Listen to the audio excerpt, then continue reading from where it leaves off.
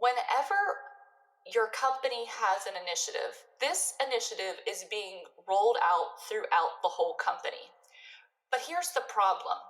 Not every person in the company is actually struggling with that particular problem. So if you need to hold your clients more accountable, that may not be you. You may already have a personality. You may have already developed systems. You may already be excellent at holding your employees accountable. Hey friends, it's Mary, and this is the Mary Guirovich Show, a podcast that champions today's working women to gain the clarity, confidence, and courage to up-level your career while strengthening your faith and living your dream life, all in record time. We'll cover topics like career advancement, leadership, personal development, faith, and health and wellness, so you can intentionally create a career and life full of more abundance, joy, and love. Let's get started. Hey ladies, welcome back in. I am so excited about today's episode. I have just a unique message to share with you, something that I wish I would have known a lot earlier in my career. Now I know we're here in the midst of the holidays. I hope that everybody is doing well, that you guys are keeping your focus on Jesus and your families during this time, but I also don't want us to forget about our careers. Sometimes we think if we're focused on one thing, we can't be focused on another. And the truth is we can never focus on two things in the exact same moment, and that's not really good for our brains, but we can have multiple goals and multiple avenues within our lives that we are pursuing, and that's actually a really good thing. Oftentimes we think happiness is found whenever we're resting and relaxing on a beach and we're on some vacation, insert your favorite vacation there. But the truth is that happiness isn't most often found when we're sitting and doing nothing. It's actually found whenever we're growing, when we're productive, when we're learning, when we're developing. And so as you head into this holiday season, I absolutely hope that you are taking time for yourself, for your family, but also thinking about your career.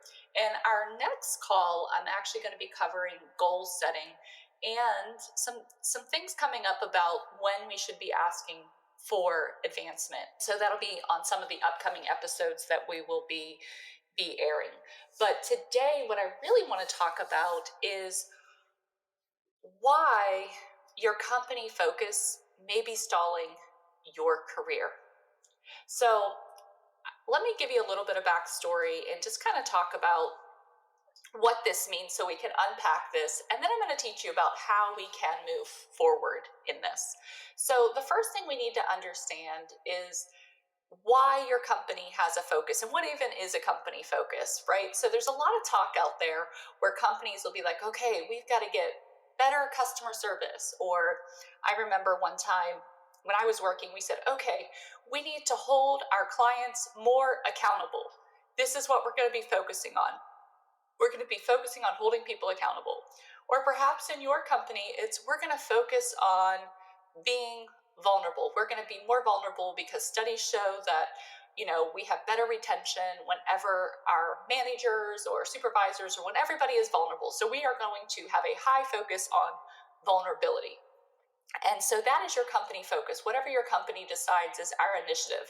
And they may spend tons of money on this. They may bring in keynotes. They may have courses or books for you to go through and all of the things. But here's what I want us to understand. Whenever your company has an initiative, this initiative is being rolled out throughout the whole company. But here's the problem. Not every person in the company is actually struggling with that particular problem. So if you need to hold your clients more accountable, that may not be you. You may already have a personality. You may have already developed systems. You may already be excellent at holding your employees accountable. But what happens is the company now comes in and they decide, okay, well, now we have to do XYZ things on top of everything else we were doing. Or they just keep reiterating this, we need to hold people accountable, we need to hold people accountable, to the point where you kind of get this sense inside of you, and kind of reflecting back and looking back on where I was when we were being told, hey, we need to hold people accountable. I kind of had this sense of, oh my gosh, I'm not holding people accountable. I must not be doing a good job with this because I'm hearing it all the time, how we need to do it and how we need to do it more and more and more and more. But just because you're hearing this company message doesn't mean that it pertains to you. And so, but the reason why this is really bad is because whenever company surveys are done, or whenever just surveys are done, it's not always an equal mix of men and women being surveyed. Sometimes more women are being surveyed, sometimes more men are being surveyed. So whatever studies are being done to tell us that we need this more in the workplace, it may not actually be a characteristic that you have or that women have. And so when we think about the characteristic of being vulnerable, because this has been a thing that's been talked about a lot, is vulnerability in the workplace. And maybe you feel like, oh my gosh, you've heard this, and you feel like you have to go around the office and tell everybody every little thing that you've done wrong, or every secret you have, or every mistake that you've made, like all for the sake of vulnerability. You've basically given up your privacy. And I know that sounds like an extreme, but if we're not careful, this is what can happen. But if we know what we know about women is women already have a tendency to be more vulnerable. They already are more empathetic. They already share their faults. And what happens then, if you have this initiative like vulnerability, and you actually already have a healthy level of vulnerability, but now you are amplifying this because now you feel like, okay, I've got to be vulnerable, and you start to be vulnerable at every little thing. Well, this can start to undermine your ability. This can start to undermine your perception in the workplace. And so if there's a company initiative that's being rolled out, you really have to look at and ask yourself, how am I at this? How am I holding people accountable? How am I at being vulnerable? How vulnerable am I? What do they really mean? Because just because the company is telling you to be more of something doesn't mean that you actually should be more of that thing, because that could be the exact thing, right? If you're too vulnerable, well, maybe you overshare. If you're too vulnerable, maybe you're seen as too soft. If you're too vulnerable and you share too many of your mistakes that you've made, well, people could think, could she do anything right? And the same thing with holding people accountable. If you hold your clients accountable too often, you start to be seen as bossy. If you hold your employees accountable in a different way, do they start to think that you're changing? And do they start to think that you're being bossy and you don't care? And so I would always err towards being yourself if you're not getting direct feedback.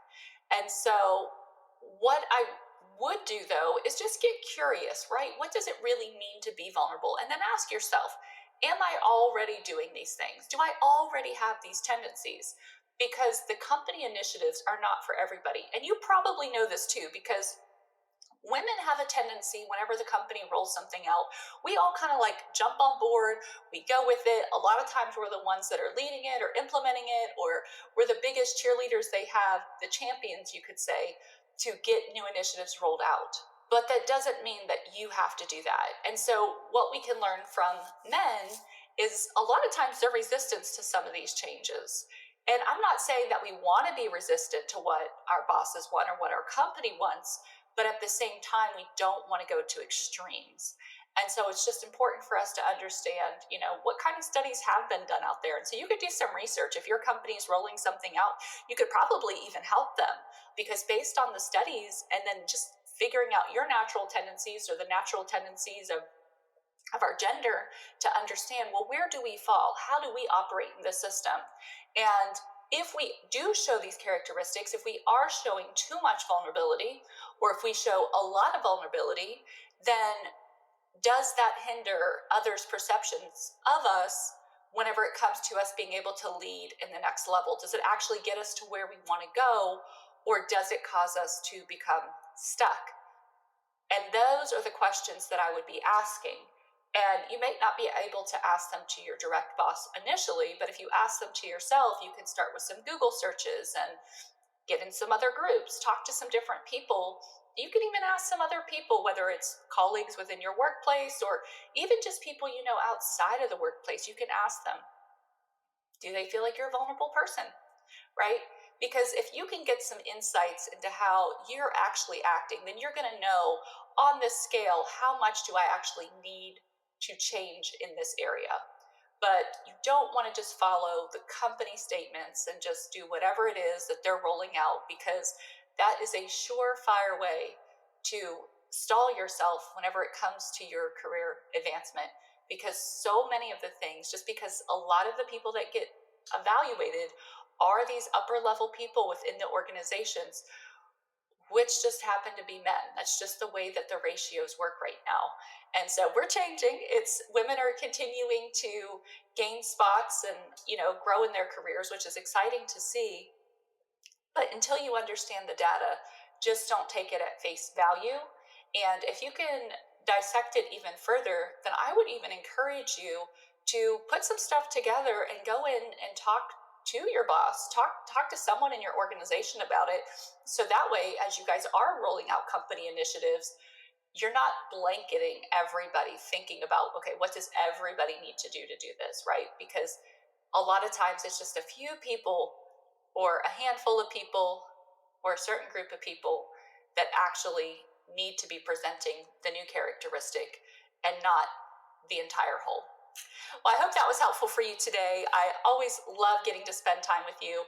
If you haven't already, be sure to leave a review and rate the podcast. I love reading them. Thank you guys that already have. I appreciate that so much. Continue to share the podcast. I was excited to be able to share that we have reached 1,000 downloads. That was so exciting, and the numbers just continue to climb at rapid rates. So thank you for sharing this and helping to get these messages out so women can be empowered in the workplace. Now, as we head into 2023, as we head into 2023, I have some really special stuff happening. I'm working on some new master classes for you, as well as I am updating my course. So the course that has helped women to go from, stuck in their careers, uncertain, unconfident in how to take that next step in their career, to getting recognized with promotions and raises. I'm updating the course because over the past few years, I have learned even more about the challenges that women face, and really not even just about the challenges. Yes, we've learned a lot about that, but I've also learned so much about the superpowers that we have as women and how we can really help have those superpowers shine. And so I'm going to be adding to the course several different sections, so that's going to be new and updated. If you're already a member, remember you are a lifetime member, so you always get the updates. So I'm excited to see and hear what you think about the new course materials. But until we meet again, remember, you are only one plan away from your next promotion, and God, He's not done with you. He's not done with you. Hey friend, thank you for listening today. Be sure to join us next week for another great episode. If you receive value from today's show, I'd appreciate it if you would leave us a 5-star review to help others learn about the show. And if you're ready to fast track your career and increase your income, impact, and joy, then head on over to maryguirovich.com and check out the masterclass that teaches you how you can advance too. I'd love to hear from you. You can connect with me on Instagram, Facebook, or YouTube. This and so much more can be found in the show notes. I look forward to seeing you soon.